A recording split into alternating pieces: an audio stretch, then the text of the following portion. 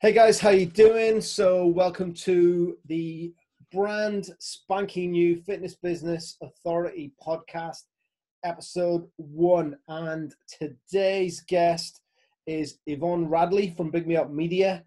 Yvonne, do you want to say hi and introduce yourself? Tell us what you're going to be talking about today.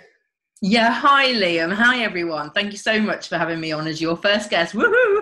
It's really exciting. It sounds like it's going to be a brilliant podcast. Can't wait to tune in. Love a good podcast. Like I say, I'm Yvonne Radley from Big Me Up Media. I've been around in the industry since 2010 when I had my own boot camp, believe it or not, many years ago with my ex-partner. Ran that for about 3 years and we became one of the biggest in the UK. We had, I think it was 9 sites in the end around Nottinghamshire. And I started going to fitness events. That's where I met you at one of Paul Mort's events. And we actually won Fitness Entrepreneur of the Year or New Entrepreneurs of the Year or something in 2012 at John Lattock's event. And at that time, people started saying to me, oh, how have you grown so big so quickly? And I was like, well, I just get him on the radio and I send out a press release. And they said to me, what's a press release? And hey, presto, that's how Big Me Up Media was born. I could see a gap in the market where I was an ex-journalist and knew how to get people in the press and grow their profile, grow their business. And the guys in the fitness industry didn't really know. And so from there, it kind of snowballed. And I worked with a lot of people that, people would know in the industry and helped to get them famous, so to speak. Okay. Anybody that we might have heard of, anybody that the guys who are listening might know? Well, I worked a lot in the early days with Katie Bulmer-Cook, who we all know ended up on The Apprentice, and she went on to write her own book and, is going great now. I mean, she was going great before, but this just really helped to elevate her. Shelley Palmer, I don't know if you guys know Shelley Palmer. She does all sorts of things, actually, but she is recently developing a TV career. So she's getting into television presenting. Dal Dallywell did the same. So quite a few people. A lot of your audience might know as well about my press club. I know Django was a member for a long time in the press club, where you got a press release every month and you sent it off to the press, and it helped to grow your profile locally, and then that can lead on to national recognition as well in the magazines. Okay, so I mean, obviously your background is getting fitness businesses in the media, newspapers, TV, radio, but yeah. Today you really want to have a chat about Instagram. Oh, you see, when I'd done a couple of years at traditional media, this was at the same time, this was back in 2010, and we've all seen that social media explosion. So the company grew organically and I grew with the company. So I was teaching people, how to leverage social media. So if they got in the press, I was getting them then to show that on Facebook. And then we had Twitter, of course, and now Instagram, which is my absolute favorite. So as well as teaching traditional media, and to be honest, a lot of the guys know now how to do that. I've moved more into social media. And every year I go over to San Diego to the Social Media Marketing World Conference to find out what the latest news is on social, so I can pass it back to people in the industry. And I am always banging on about Instagram right now because it is the fastest growing platform. Facebook has got, a lot of headaches at the minute. And so a lot of people are diving over from Facebook. Instagram, I describe, is like Facebook was back in 2010 when I started. So you can put stuff out and get seen. You can grow a tribe quite quickly. And I've got 5 tips to help your guys today that are going to help them not only do that, find their tribe and engage with potential clients and leads, but also how to sell directly from Instagram. So I use it in my last launch that I did last year. I used it to great effect. When I did the Dream Life Academy, which is one of my products. See, I don't really personally use Instagram, and this might be an age thing, because I see Instagram as somewhere where younger people are, and we always talk to our clients, and we always say, "Right, guys, you need to be where your audience are." Yes. If your audience are on Facebook, then you need to be doing your marketing on Facebook. Mm-hmm. If you're going after businesses or you're maybe trying to train commercial stuff, then you probably want to be on LinkedIn. So why is Instagram? Why do you feel Instagram is where these guys should be at the minute? So going to that very point, go where your audience are. A lot of the fitness professionals that I work with, their audience is primarily women aged 25 to 45. You're going to find them on Instagram, guys. You're also going to find them on Pinterest. Pinterest is making a bit of a comeback. But Instagram is definitely where it's at.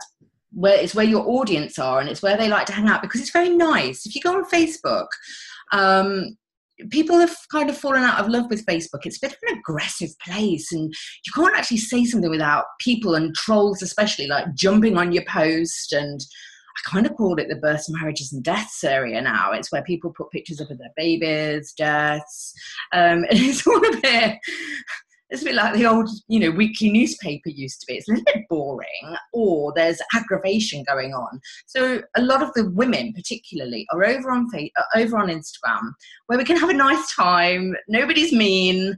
It's lovely. But also for your guys, one of the remits that I ask people to think about when they're thinking about the social media platforms that they're on is, yes, definitely go where your audience is. But the secondary thing you should consider is what is going to showcase your product or service best. And Instagram is a visual platform. And a lot of you guys are selling body change. A lot of you look amazing. So you really should be promoting that, because it's a brilliant platform to showcase what you can do. And if you go on, you'll see there's a lot of fitness influencers on there who are creating amazing online businesses and getting followers. And so to promote yourself and to promote your clients, you definitely want to be on Instagram. Okay, so I don't know if I've got this wrong, but I see Instagram and fitness as six-pack fitness models taking shirt-up selfies. There is a lot of that, and it sells, which is why they do it. So if you do have a six-pack, you definitely want to be on there and doing it. I think it does come under criticism. A lot of the girls with the booty shots come under a lot of criticism. It's labelled as soft porn. But again, it's selling. It's selling. It depends where your morals lie, I suppose. Do you want the cash? Do you want that kind of reputation? You can earn money, a lot of money doing that. But it's not just that. I think one thing that does help to move away from that is the stories feature, and that's the videos at the top. You see the little circles at the top, and with the stories feature, yes, you could put a picture of a six-pack, but then you could show us with your real life. So getting up at 5 a.m. in the morning and going in the gym, telling people that you've been in there 2 hours, or showing us when you're about to do a competition and you're stripping out, and tell us about the emotion that goes along with that. That is hard work, and it's not something that you can maintain forever. So you can educate people and tell them what's going on behind the scenes and keep it very real. So although you've got what I call the slabs, the pictures on the feed, where yes, you can portray this amazing image, you can show in stories the work that goes on behind the scenes to get that image. And also, we all go through those stages, don't we, of ups and downs where you're not so ripped. And you can put those pictures on as well. It depends on your brand and what message it is that you're trying to give. Can you actually link from Instagram to your website, or to a sales page, or to a page where you can ask for an email address? Yeah, good question. And it's my first tip. So the only place that you can link technically at the minute is the link in your bio. It's the only clickable link. So you can click through, and that could lead them through. What people have done in the past is take them through to a sales page, or take them through to a website. And you might talk about that on your slab. So you do like a little mini write-up. Hey guys, I'm just launching my new 6-week program. Click the link in the bio to sign up. But then a month later, you might be pushing something else. So it's like, hey guys, I'm doing a 14-day detox. Click the link in the bio. And you would have to keep going and changing that link in the bio. The trouble with that is when people land on your Instagram account, they go down the feed and they will look at, like a magazine almost, flicking through your brochure. So it's going to be a bit confusing if they don't want to do the detox, but they see that you've got a 6-week program and they go to the link, and then the link is to your detox.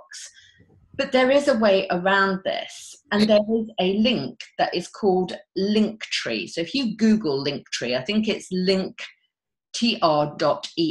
So if you Google that, And what that does is it's one link, but when people click on it, it leads to a tree of links.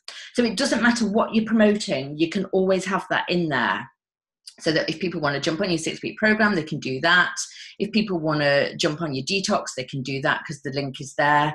You could invite people to join your free Facebook group. So you could give away free stuff and paid stuff, and I highly recommend that you do that. You don't want to be somebody that's just trying to sell all the time. You can also cross promote. So for example, me and you, Liam, we work together quite often. We message each other. So if you've got something new that you want my guys to know about, I can drop a link and I could do a slab of me and you or something and say, hey, Liam's got this amazing new product. Why don't you go and check it out? The link's in my bio, and vice versa. You could do the same for me. Hey, Yvonne's launching a Dream Life Academy. If you're interested in signing up, go over. So you can cross promote. So there's just so many amazing things that you can do with Linktree. Oh man, that sounds amazing. I mean, as I said earlier, Instagram is something that I generally avoid it, and it's because I don't really understand it. Yeah, I tend to gravitate towards the stuff that I'm good at, Facebook ads and email marketing. Yeah. So I wanted to ask you two things, by the way, because you said at the beginning you were going to talk about 5 mistakes that people were making when it came to using Instagram. But I want to very quickly touch on something else, and I'm springing this on you a little bit. That's cool. Everybody was talking about Snapchat last year, and Snapchat being the biggest. Like I went to Traffic and Conversion in San Diego last year, and Gary Vaynerchuk was there, and he was like, "Guys, if you're not on Snapchat, you are missing out." Yeah, that seems to have died a death. Is that? He's not talking about Snapchat so much, is he? No, he isn't. No. Do you know why? No. I've got no idea. Okay, what happened was Instagram stories basically, Instagram is owned by Facebook. Yeah. And Instagram stories basically stole the Snapchat model. So Instagram stories is exactly like Snap. I never jumped on Snap because it was not my audience. It was very much millennials, very male dominated area. And that's not my audience. And so, they nicked the model basically. And like I say, Instagram is the fastest growing platform, and not just for the slabs. It was really that stories feature that took it to a whole new level. And most of the people on Snap are now on stories. Because the two together are so powerful. Okay, that makes amazing. That makes perfect sense. Okay, so right. Let's have a wee bit of a chat about you said that there were 5 mistakes that people were making on Instagram. Do you wanna fill us in on that? So the first one is that they have nothing on their Instagram to get sales. And so that is the number one mistake. They're not leading people through to get any sales. So that I've just talked to, the Linktree link, that is going to help to get people, onto your opt-in forms to get them on your email list, and then you sell to them inside your list. Or if you've got a workshop or a retreat, you can sell directly and drop the sales page in there. You can get people into your free groups. So Linktree is really a brilliant tool that you can drop right in your bio and get people over to where you want them to be. So that's number one. Number 2 is actually that they don't understand the platform. And really the platform is twofold. It's the pictures, and the pictures are everything. People will land on it. It's a bit like dating for all the guys that are listening. It's a bit like dating when you walk in a bar and you look the woman up and down. You decide in 6 seconds whether you're going to go over and say hi or not. Instagram is exactly the same. If I land on your Instagram account and you look a mess, I'm not sticking around. I'm out of there. So it's got to be cohesive, and I'm going to talk to that in the ones that are coming up. But basically, it is the pictures are everything, but also it's about stories as well. The two combined, that's where your ninja tactics come in. It's because you can show the real life, like we were talking about. You can show a picture of the 6-pack, but then you're like, like Gary Vaynerchuk says, document, don't create. Yeah. You can show all that behind the scenes, which elevates you to a whole new position. You're not just a 6-pack. You've got so much more going on. So it brings you to life, and it brings your audience closer. It's magic. With Sorry for interrupting. I wanted to just have a little chat about that, because it's basically it's bringing storytelling into the equation. Yeah. If you're trying to sell stuff, it just gives you unlimited content. So one of the things that we get asked in our agency is, how do you guys put out so much content all the time? How do you come up with ideas about what to write about? And it's everywhere. So I mean, I told a story yesterday on my email about I was a bit naughty. I got caught speeding. I had to go on a speed awareness course yesterday. Oh, they're fun, aren't they? Oh man! But it actually was fun, because there were so many characters in the room. There were the people who were protesting about that they didn't think that they were speeding. The guys who thought that the law was wrong. There was a bit of casual racism. It was very. I described it as being very Middle England. Yes. And I use that in content and in email. And it's just good stories. So that's what I wanted to touch on about. Stop trying to sell so much and sell your services and sell what you do, and just try and be a little bit more human and tell stories and entertain people, I guess is really the key. So, sorry for interrupting you. That's okay. And I've got something that kind of goes into that in a little bit more detail. But with pictures, when I'm saying pictures are everything, you want to use pictures of yourself. You've got to put yourself in your own Instagram. So for every 9 squares, at least one of the picture wants to be of you, and you want to talk about something happening in your life. You also want to use, a mix of your own pictures. So if you go on holiday, or you could have done a thing yesterday of you heading in there and talking about, I don't know what's coming, and then following up with it in stories. One of the things that I wanted to touch on as well, just in terms of talking about pictures of yourself, do you recommend having a personal Instagram or a business Instagram? Because we've got both, because I've got my own personal Instagram, which is linked to my Facebook account, and then we have an Instagram account for Internet Fit Pro as well. So which one of those do you sort of recommend doing? For the one-man band where you are the brand, yeah, I don't see any difference between personal and business. There is no such thing in my world as a personal account. You have not got a personal life, because if you've got a business and you are the brand, everyone's looking at you. Yeah. So you've got to be careful what you put out there. So me personally, I don't have what I would call a personal account on anything. If I wasn't in business doing what I do, I wouldn't even have a Facebook account, because I'm quite a personal person. Yeah. And a lot of people are always shocked, because they're like, well, you're always on it. It's like, yeah, I'm always on it, but it's a tool that I use for my business. It is the real me, but I'm only sharing what I want to share on it. What do you mean you have to be careful what you're putting out there? Because you can't give a business message in one breath and then do something else. So it goes to language and behavior. So a lot of people, for example, in the internet marketing world, talk a very good talk. They say they're doing this, they've got that. But then in reality, if they're saying to me, I've got a seven-figure business and I drive a Porsche or whatever, and then they're getting the train to wherever and staying at the mum's house, I'm like, well, that don't quite add up, does it? Yeah. People see that. They're not stupid. And there's a lot of that goes on, a lot that has been exposed in the last decade.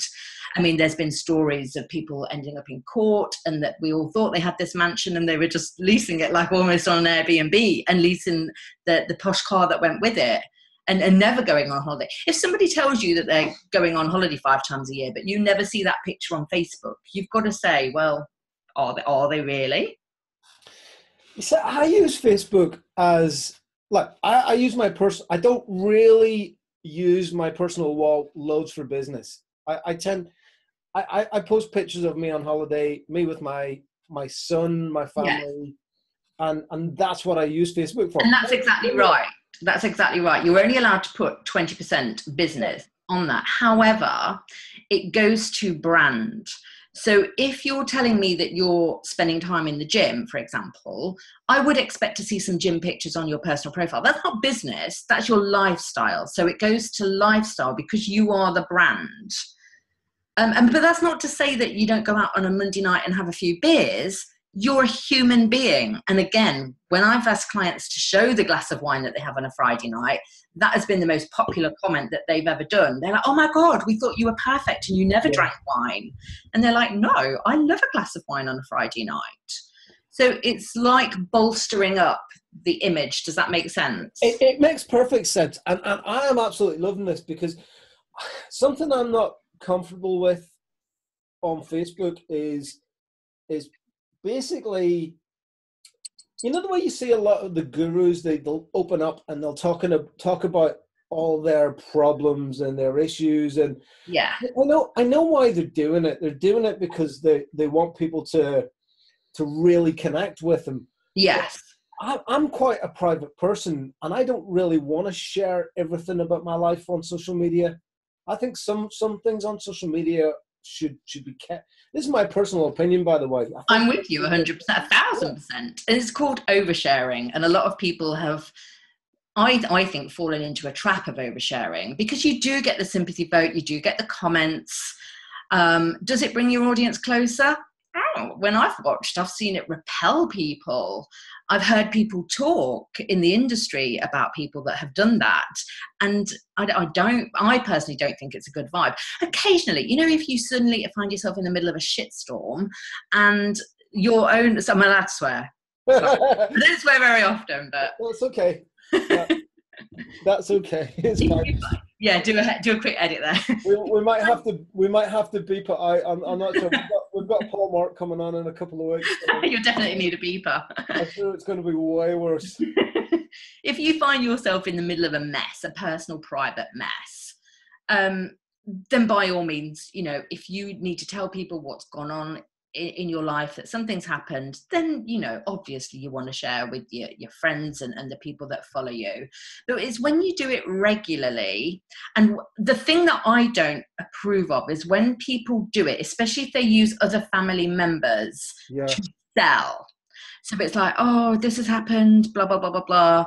And by the way, I've got this for sale. I'm like, really? Are you really using that situation to sell? I just think it leaves a bad taste in the mouth. Okay. Right. That makes sense. So anyway, let's move on. So where were we up to in our list of 5?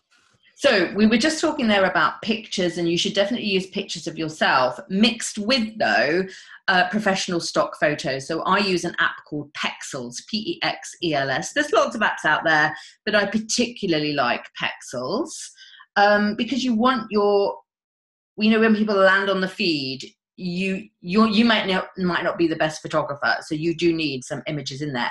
However, you can make them look like your own images by using another app called Afterlight. And on that, you can use certain themes. So you can put like a vintage theme on your pictures, a really bold theme. There's so many. And I would say stick to 1 or 2 at the most themes, and always feed your pictures, your professional pictures that you download for free. Feed them through Afterlight and give them your own theme. So again, it looks cohesive when I land on your site. We've got that cohesive brand going on. Also, colours. You go on people's sites and there's 1,000,001 different colours, and it's like, I have no sense of who you are and what your brand is. So I always say, try and stick to your colour palette that's already on your website, your branded colours. So mine are very pastel shades. So you'll only find pastel shades on my Instagram account on the whole. Some people might have very primary colours, so therefore you want to go for your primary colours. But that's all to do with branding and your pictures and your themes. Can I just jump in there for a wee second? So we use Canva for a lot of our social media. Yeah. Which I think is for the pictures, which I think is a great tool. But something that I've just started playing with recently, which I think has got a lot of potential, is a Adobe Spark Post. Yeah. And the reason why that's really good is because it links up to your Adobe photo account. And nice. You can take your pictures from there. Yeah, perfect. I think it's great. I don't use it personally, but I've heard about it, and Yeah. yeah, I think that is a great resource to have as well. There's lots of them out there. There's one called, is it Unsplash or Upsplash? That's very good as well. But there's so many. If you just go into the App Store and have a look for free images, there'll be a plethora that comes up. Okay, so we've looked at selling, we've looked at pictures of everything, and there I've just touched on branding as well, that colours need to be on brands and that you are the brand, so we need pictures of you in there as well. So that's 1, 2 and 3. You're going to love number 4, and this is a bit of a key to opening the door to sales, opening the door to your brand, and it goes to what we've been discussing when we've gone off track. And that is that I recommend that whatever you're selling, but it works particularly well on Instagram, you want to develop 5 themes around you and your business. And you only ever talk about these 5 themes. You never go off track.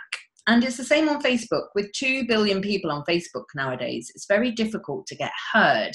However, if you stay in your lane, as Gary Vaynerchuk says, then suddenly you do notice that you do start getting heard. So I'll give you an example with myself so you get what I'm talking about. So the Big Me Up Media theme, when we looked at our branding, it kind of goes around the branding as well. So we obviously talk about business and media. That is one of our main themes because that's what we do. But we also, even though we're a professional service, we are a fun service. We like to have a lot of fun. So fun is a theme. They're 2 of our big themes. So whatever we do, we try and inject those 2 things into it. Then travel is a massive theme of mine. Everybody knows that I like to live my ideal day. And for me, that's not having a Porsche in the garden and a 7-fit in the garage. Maybe it'll end up in the garden if I've been speeding. It's not about having a Porsche on the driveway. It's not about having a 7-figure income for me. It's being able to hang out with my friends, go traveling when I want to, and working part-time basically, but earning a full-time wage. That's my dream life. So travel is a massive theme for me. Health and wellness. I'm not a fitness professional, but I love the whole world. I love to eat healthy. I love to try different things. So that's a theme of mine. And being single, I'm a single person. And so that is a theme of mine. Off the back of that, and I'm going to ask you for your 5 in a minute. Off the back of that, you can have sub-themes. So with the business and media, obviously I give tips. With being single, I often picture Instagram with me and my friends. If I go and see Hanny in Spain, I'm with her. If I go and see Rachel in Nottingham, I'm with her, and we show that on Instagram. Also my cat, because I'm single, it's stereotypical to have a cat. And Marley has his own hashtag, and he gets more comments than I do. The health and wellness, everyone's seen me do yoga over the last couple of years. I've recently gone into dance a little bit more, so they see that. Travel, everyone knows I love Paris. Everyone knows I love Spain. And fun, Alexa, I play around with Alexa at the minute. And I'm a bit of a Bieber believer. And when Despacito was out, I would do videos of me dancing to it. I would show him on the radio when it came on because it was everywhere. And it got to the point where people would message me going, oh my God, I'm in B&Q and guess who's on the radio? Because every time Bieber came on the radio, particularly that song, they thought about me. Nice. What you never hear me talk about is the football team that I support, the political party that I would vote for. I never talk about religion. All 3 things are quite big things in my life, but you would have no inkling. You would just assume that I'm the same as you. Because we're the same, because I only talk about my themes, and you know that about me. You know that I love to travel. You know that I'm single because I repeat it over and over again. So you like football, but you don't talk about it. I do like football. To be honest, because I've got 2 sons and they're grown up now, but from the age of 3 to the age, well, even now, there's one in particular that supported one team. And so throughout all the teenage years, I was there. I was watching those matches and I absolutely loved it. In the latter years, since they've left home, I haven't kept up with it as much. Okay, I'm not going to ask you because I know you don't want to reveal it, but I'm going to message you and ask you later. I'm wondering whether we might have the same team. We might have the same team. You'll probably know mine because it's something I do talk about. Oh, See, I'm toying between two, but I've got a feeling we've got the same. Anyway, yeah, message. Yeah, go on. So let's move on. Because So, I don't want to alienate half my audience who don't support them, and that's the reason behind it. With politics, with religion, God, I wanted to jump into that Brexit debate, but as soon as you do, you lose half your audience. yeah. Could you, when I was talking about those, were there like 5 themes that came up for you? Well, do you know what? Mine aren't a million miles away from yours. Awesome. I'm not. I mean, travel is something that's hugely important to me. Travel and sport and music. Perfect. And going to gigs, and something that I make something. I've got a little bucket list. I talk about my bucket list a lot, and things that I want to do. So it's stuff like going to major sporting events. So one of my goals is to go to a Champions League final. Nice. I'd like to go to a World Cup. I was hoping that Ireland were going to qualify and I could go to Russia. Oh, yeah. But my missus wasn't too happy about that, but it's a bit of a dodgy place at the minute. They didn't want me to go to Russia, so she was quite happy they didn't qualify. Yeah. And the Masters was on TV last week, and I was like, oh, I want to go to Augusta and watch a Masters. Yeah. But when I'm traveling, so I'm going to Ryan Lee's mastermind. But by the time this goes out live, it'll have happened a couple of weeks ago. But I'm over there for 3 days, and I'm going to watch New York Red Bulls. Awesome. And I'm going on my own. Yeah. And I'll absolutely have a great time. And everybody's like, "Are you going on your own? Are you going to be okay on your own?" And I'm like, I am going to have the best time ever. Yeah. You'll end up talking to people, because I do. I travel alone, and I love traveling alone. And you always end up meeting random strangers and having the best time. Yeah, of course you do. Yeah. So travel is hugely important to me. My life revolves around my family. So everything that I do, my family are number one. So family's a great one to have. Yeah. Like you said something earlier that really resonated with me about 7-figure businesses. I wouldn't swap what I currently have if it meant that I got to spend less time with my son. Exactly. And I've got like a business coach, and I was chatting to her yesterday, and we were talking about goal setting in business. And something that I struggle with sometimes is setting lofty goals and really sticking to them. And it was like she hit me over the head with the hammer. She was like, "But would you swap those goals for some of the stuff that you currently have? Would you sacrifice?" So I work 4 days a week and do 2 half days where I can go and pick my son up from school at 12 o'clock, and then we go and spend the day together, go swimming or whatever. It's like, well, I don't think I would, because I'll never ever get that time back. Exactly. I think the older you get as well, the more important time becomes. Yeah. So in your 20s, you're very ambitious. You want to build an empire. You want the money. You want the trappings of wealth. And that's fine, because you've no responsibilities. You can go all in. And even in your 30s, you have different priorities to when you're in your 50s. The older you get, the more important it is. Yeah. You have time. And also, your parents get older. I go most Sundays now to my parents and have Sunday dinner with them, because I know they're not going to be here forever. A lot of my friends have lost their parents or lost one parent. And the fact that my parents are still healthy, they're in their 70s, but I know it's not going to last forever. So I want to make sure that I'm not working on a Sunday, that I'm going round and just having a laugh with them. Yeah, totally agree, Matt. I mean, my parents are in their 70s, and well, my dad's going to be 70 next month, but my mum's 70 now, and I probably speak to them every day on the phone, even though they live in Ireland and I live over in the UK. So anyway, let's crack on, because we're getting pushed for time here.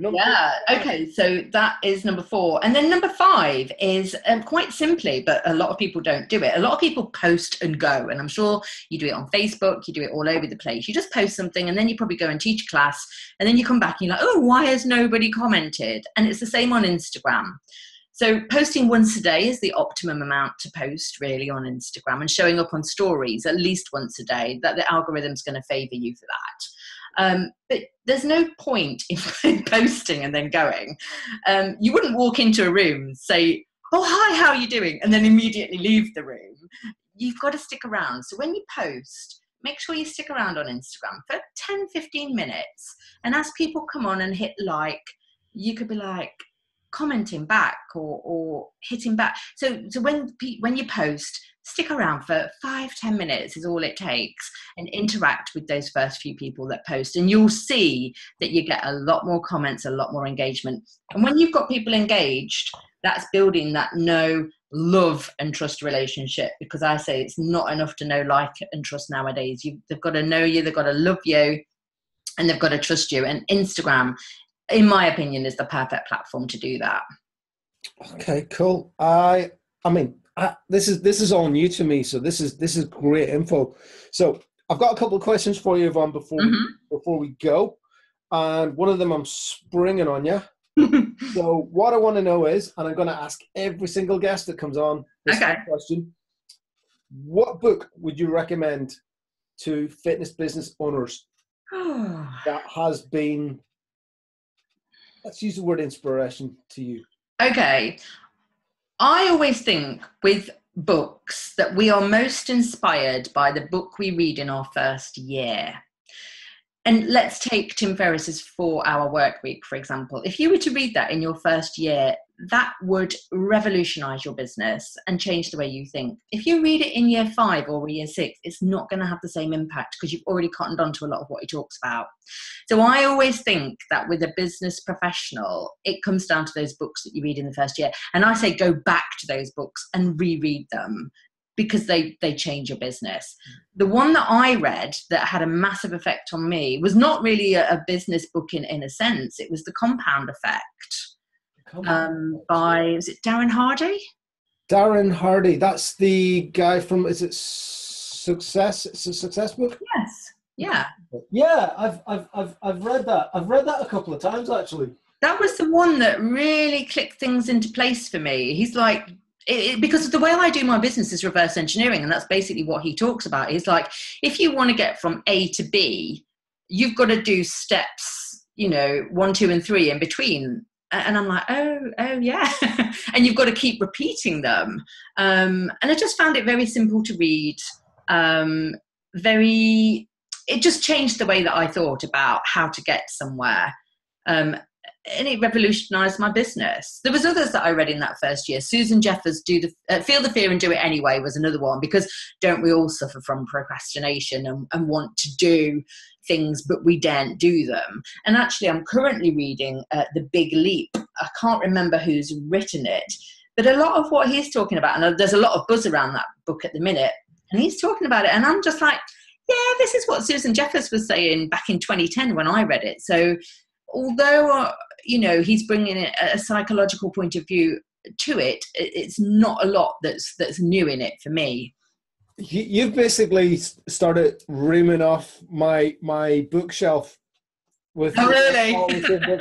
I got recommended Feel the Fear and Do It Anyway when I was still working as a personal trainer. Yeah.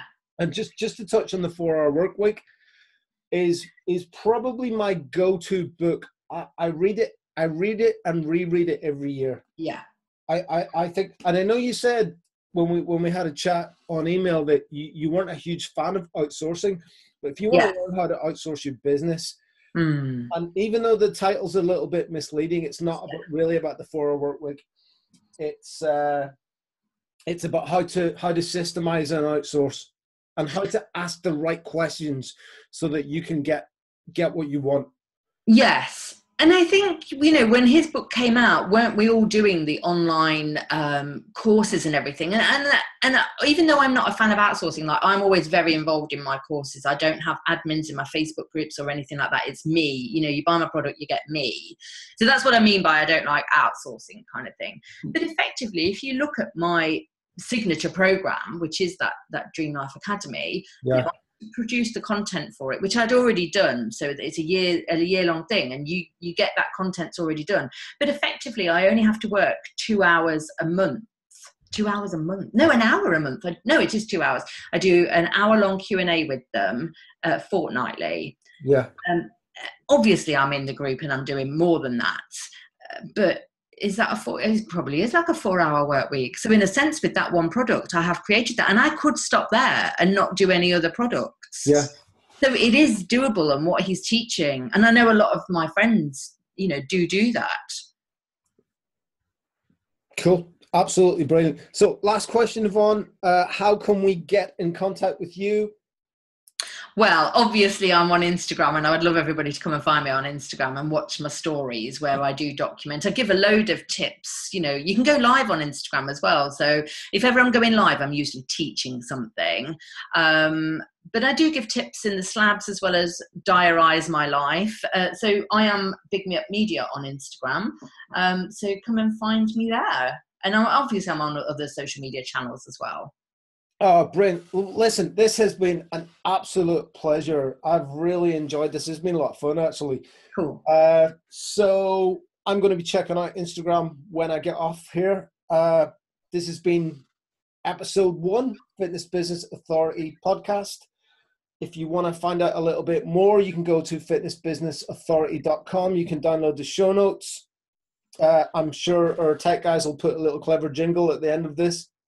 And we're going to be live every week. So it's been an absolute pleasure, Yvonne. Thanks for coming on. Thank you. Take care, guys. See you later.